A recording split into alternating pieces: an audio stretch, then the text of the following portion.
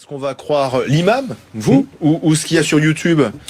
C'est pour ça qu'il faut inverser la tendance. Aujourd'hui, l'impact que peut avoir les réseaux sociaux et de manière générale Internet, c'est nos frontières. Donc aujourd'hui, c'est important de remettre la place de l'imam dans l'échiquier de l'islam en France, de manière à ce que l'islam puisse être inculqué correctement dans de bonnes conditions. On prévoit, et c'est une des annonces, aussi des diplômes universitaires pour les aumôniers musulmans en prison. On sait que la prison est une source de radicalisme et que si on prend les frères Kouachi, enfin en tout cas l'un des deux, Merah ou encore Koulibaly, le point commun entre les trois, c'est qu'ils se sont sans doute radicalisés en prison. Des aumôniers formés par l'université française, c'est une solution? C'est une des solutions et ça sera obligatoire pour les aumôniers dans l'immédiat, sauf ceux qui ont une expérience.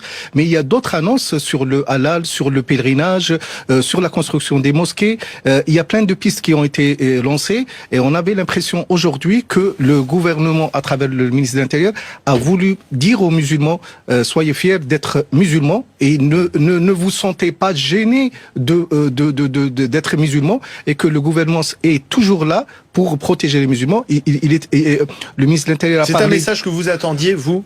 Tout à fait, pas que nous, même les simples musulmans, puisqu'il y avait un certain nombre de discours qui ont blessé les musulmans, qui ont stigmatisé cette religion.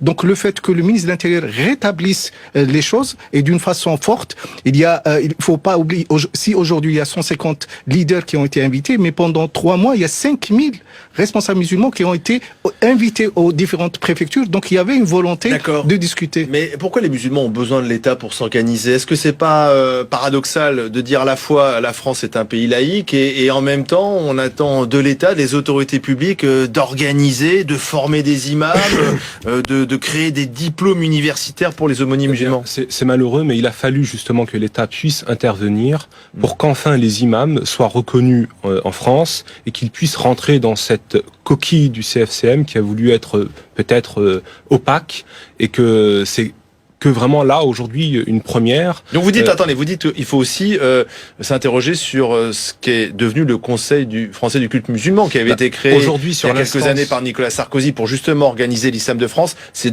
quand même un constat d'échec. Ce que je veux dire par là, c'est que le CFCM, ça a été les mêmes.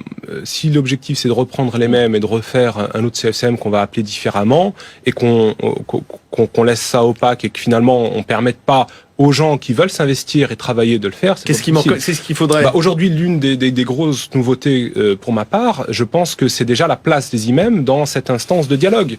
Aujourd'hui, sur les 150 personnes qui étaient invitées aujourd'hui, moi je faisais pas partie des convives. Vous n'étiez pas invité. Ça commence mal. Mais il y a d'autres représentants. L'objectif, c'est que les imams aient été invités, et sur les 150 personnes, les représentants du CFCM étaient, je crois, 30. Et donc il y avait près de 120 personnes. Que les imams, ceux qui sont sur le terrain, auprès des fidèles, puissent finalement incarner l'islam de France. Exactement. Aujourd'hui, parmi les personnes, il y avait des représentants des différentes instances d'imams en France, et leur voix est très importante en France, justement pour qu'on puisse faire évoluer les choses. D'accord avec ça? Tout à fait. La question par rapport à ce qui s'est passé aujourd'hui, à mon avis, la vraie question, c'est le rôle du CFCM. Tout le monde s'accorde à dire que le CFCM, c'est un échec. Le Premier ministre, dans son discours, a parlé